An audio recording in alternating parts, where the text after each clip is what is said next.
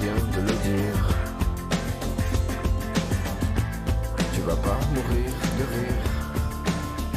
Bonjour Anne-Christine. Bonjour Laurent. Alors effectivement, vous avez entendu la chanson de Mickey 3D, il faut que tu respires, etc. Oui, parce que l'air est pollué. On le sait, celui que l'on respire, pas uniquement dans les embouteillages, mais parfois dans les embouteillages, à l'extérieur comme à l'intérieur des véhicules. Et des habitations. Et des C'est vrai. habitations aussi.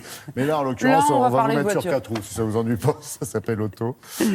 Donc l'équipementier automobile Valeo a mis au point un démonstrateur qui s'appelle Oxyzen, dont le but est de proposer une qualité de l'air idéale et une température aussi idéale.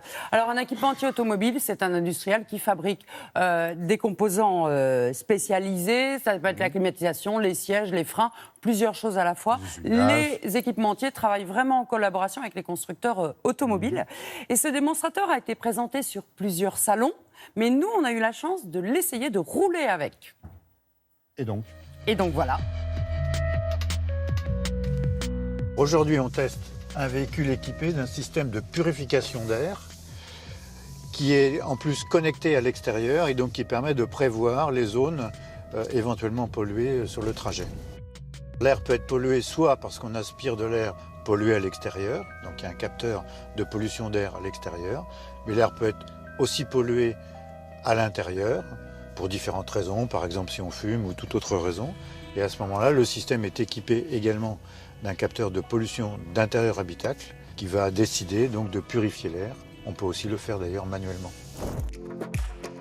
C'est un purificateur d'air monté sur le plafond de la voiture qui permet de purifier l'air de l'habitacle dans son ensemble, bien sûr pour le conducteur et le passager avant, mais aussi pour les passagers à l'arrière.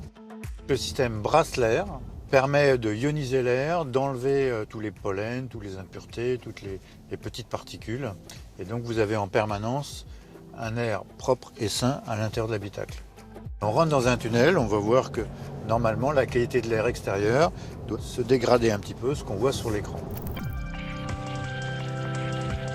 Donc avec le véhicule connecté, le véhicule sait qu'on va rencontrer une zone où l'air est moins bon, par exemple dans un tunnel, dans des circonstances d'embouteillage, et à ce moment-là, le véhicule va se mettre automatiquement en recyclage avant même que les capteurs aient détecté une pollution extérieure. L'intérêt de la mesure de la pollution de l'air sur un véhicule, c'est que le véhicule bouge et donc est capable de mesurer la qualité de l'air non pas à un point fixe, mais en continu sur des routes.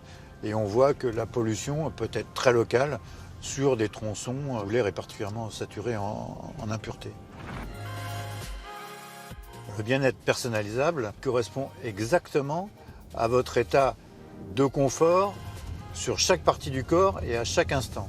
Par exemple, si vous avez fait un petit footing avant de conduire, vous avez besoin d'air frais, la caméra va voir immédiatement que vous avez trop chaud et va donc souffler cet air frais. En plus, si ça ne suffit pas, on peut également utiliser un brumisateur qui vous pulvérise un peu d'air humide et frais, qui vous donne instantanément une sensation de confort. Ah, donc on a bien compris aujourd'hui, pour les constructeurs, l'intérêt c'est de privilégier l'intérieur, l'habitacle.